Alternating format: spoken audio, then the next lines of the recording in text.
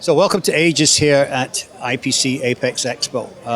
I'm delighted to be joined by Jason Spira. Nice to see you again, Jason. Good to see you, Trevor. Yeah, so a couple of new announcements this week. I think the first one we'll touch on is the fact that you are now able to offer a Saas platform to your customers. Yeah, that's right. What is that going to mean for your customers, and how does it work?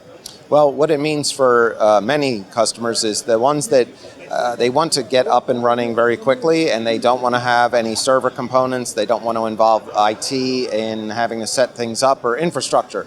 So in a new system, they subscribe, they get an email, they set up their users, and the system launches on their desktop and throughout the factory or wherever. And it's very simple. Yeah, very straightforward. Excellent. And it doesn't lack. One thing that happens a lot of times when companies go from an on-premise system to SaaS, the SaaS system sometimes lacks the functionality that the other system has. And one of the things we made certain is that there's no delta in functionality between the two versions. And what about no latency?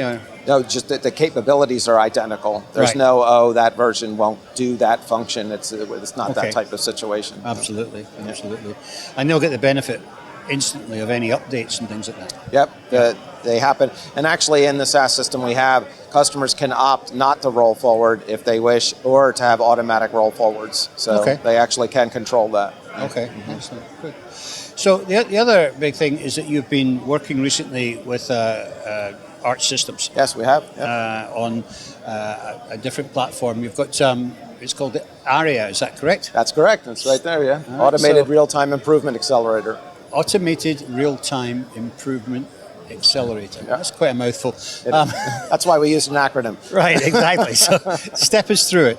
How does it work? The concept is, it's based on, when I was a manufacturing engineer, it was pounded into me that the differentiation between a laggard or a normal manufacturer and a world-class one is how much and how well you do continuous improvement. The cycle of identifying things, taking action, and figuring out whether that action actually fixed things, and how often you're doing that. And the issue with that is that it is dependent upon engineers looking at tons of data, good engineers, and figuring these insights out, and then doing things in production in reaction to them. And that's great, but that's a bottleneck. And what's even getting more interesting now is the amount of data that's available through systems like ours and Arch is getting a bit beyond the ability of humans to really fully see and digest, to figure out the insight. So when Arch and Aegis combine with the ARIA system, we augment the data that Arch would normally have from mainly the machines to extend to, it's actually depicted here, business system data from ERP, the full process, human interaction with the system. So now the data set Arch AI can act upon is significantly greater. The insights become more powerful, and then the actions it recommends flow back into the MES system of Aegis and can take action in production, literally automating continuous improvement. Right. So basically it's feeding off all that data that Aegis has already collected, pushing up into the large MES system that Arch has got, and they're crunching it and bringing it back down to you as actionable data. Correct. Right. And then we take the action because we can physically affect things in the shop floor because we're the MES system, whereas Arch can present what should be done, but they can't physically cause it to occur. So it's a very good synergy between the two systems. Absolutely.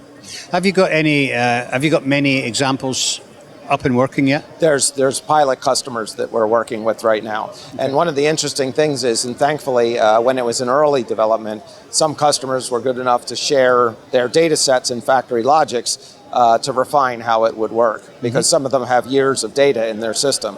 So it was, excellent. Yeah. So the more data you've got, the quicker you're able to get up and running and actually start using it. Absolutely, it's a good point, because with Aegis's rather large installed base, there's a lot of large Factorylogix databases populating with data all day long, and some of them running for many years.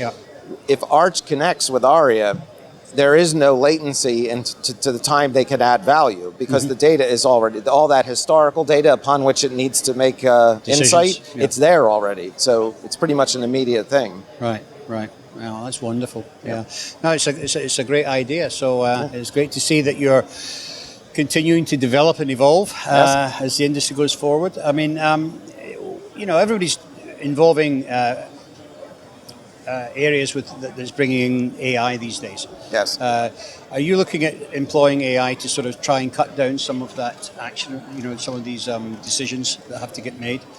We are, but we're being very careful to not. Customers are wary of giving AI complete control of things, right? So it is more this co-pilot concept is more the direction.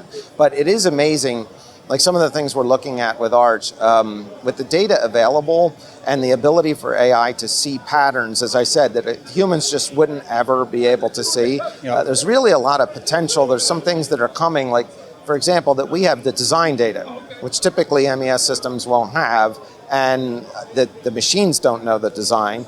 And when you start adding that into the data set, you start seeing things that just haven't. We think there's going to be insights coming out of this data soon that just have never, no matter the size of company or whatever, have not been seen before. So you think you're really going to be able to contribute to the design for manufacturing loop and pick up some information to get back to the design platforms to stop them making mistakes in the future? That, of course, is the dream. The first phase is to use the design data in the data set from production when you're determining what the cause might be of the problem.